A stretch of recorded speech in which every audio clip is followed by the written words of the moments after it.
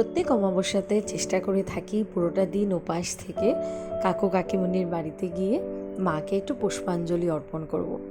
মাঝে মধ্যে কয়েকটা অমাবস্যা মিস হয়ে যায়, কিন্তু ধরে নিন আজ ফলহারিণী অমাবস্যা।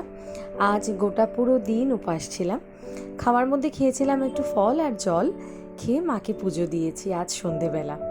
কাকু কাকিমুনির বাড়িতে আজ প্রায় 6-7 মাস হতে চলল আমি এসে মাকে এখানেই পুষ্পাঞ্জলি অর্পণ করি। কাকু কাকিমুনির বাড়ির কথা যদি তোমাদেরকে বলি, তাহলে এটা একটা ইতিহাস। পুরোটা মনে হয় না এই ভিডিওর মাধ্যমে বলাটা শেষ হবে বলে, তবে কথা দিচ্ছি আরও একদিন কাকিমুনির কথায় তোমাদেরকে ভিডিও করে নিশ্চয়ই শোনাবো ওনাদের বাড়ির দুর্গার প্রতিমার গল্প আর কালীমার গল্প। তবে আমি গত বছর আমার মনে আছে দুর্গাপুজোর নবমীর দিন আমি ওনাদের বাড়িতে গেছিলাম পুজোর নেমন্ত্রণ পেয়ে। তো সাধারণত একটা আমার মাথায় ছিল যে মাকে যেভাবে আমরা কাঠামোতে পুজো করতে দেখি সেভাবেই হবে। মানে যাওয়ার পর যে আমার একটা অনুভূতি হয়েছিল আমি বলে বোঝাতে পারবো না। আশা করি তোমরা মাকে এখানে দেখে মার রূপখানা তোমাদের তোমরা দেখে সেটা বুঝতেই পারছো যে কতটুকু মানে চোখগুলো আমার জুড়িয়ে যাচ্ছিল আর কি মায়েদের রূপগুলো দেখে।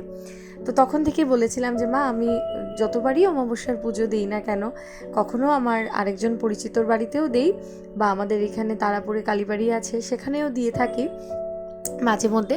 তবে দিনের বেলার দিকে কলেজের একটু চাপ থাকার কারণে সবসময় তো মাকে দিনের বেলা পুজো দেওয়াটা সম্ভব হয় না, চেষ্টা করে থাকি রাত্রিবেলা দেওয়ার। তো রাত্রিবেলা যদি পুজো দিয়ে থাকি তাহলে কাকু কাকিমুনির বাড়িতে যাব, সেটা ফিক্সড।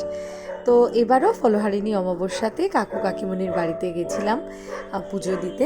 গিয়ে তোমাদেরকে একটু চারদিকটার যে বাগান সেটা একটু ঘুরে দেখাচ্ছি। নানান রকমের ফুল, নানান রকমের ফুলের যে কত রকমের রং আছে সেগুলো কাকিমুনি খুব সুন্দর করে সাজিয়ে ওনার বাগানখানা সাজিয়ে রেখেছেন।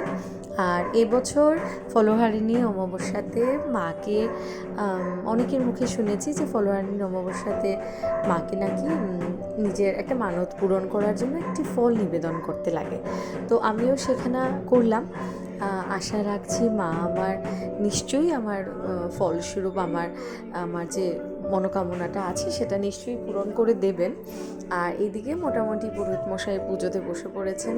আর পুজো মোটামুটি 7টা 7:30 নাগাদ শুরু হয়ে গেছিলো। তো বিকালবেলা স্নান টান সেরে আমি আর শান চলে গেছিলাম কাকু কাকিমুনির বাড়িতে।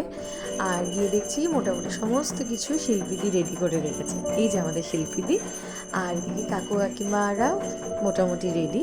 তো তারপরে আমরা এই পুজোর প্রথম দিকটা ধাপটা শেষ হওয়ার পর আমরা অঞ্জলি দিলাম। আমার এটা খুব ভুল হয়ে থাকে, অপরাধ ক্ষমা করবেন। অঞ্জলি দিলাম, মাকে পুষ্পাঞ্জলি অর্পণ করে তারপর বাকিটা তো দেখতেই পাচ্ছেন আপনারা। মায়ের আরতি হচ্ছে। মায়ের পুরো ঠাকুর ঘরখানা আমার কাছে না একটা স্বর্গর মতো লাগে, জানেন। এত ভালো লাগে, মনে হয় পুরোটা দিন দুপুর রাত্র যদি বসে থাকি তাও মনে হয় মনের শান্তি হবে না। আর সারাটাক্ষণ ওইখানেই বসা ছিলাম। তারপর ঠাকুরের আরতি শেষ হওয়ার পরে ছিল প্রসাদ বিতরণ।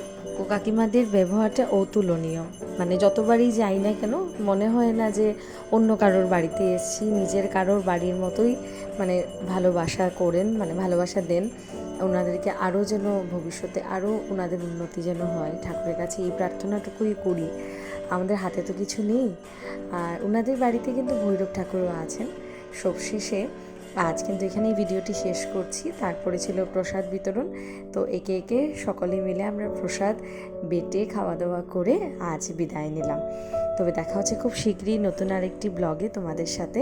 ততক্ষণ অবধি তোমরাও ভালো থেকো। মা যেন তোমাদের সবার আশা পূরণ করেন।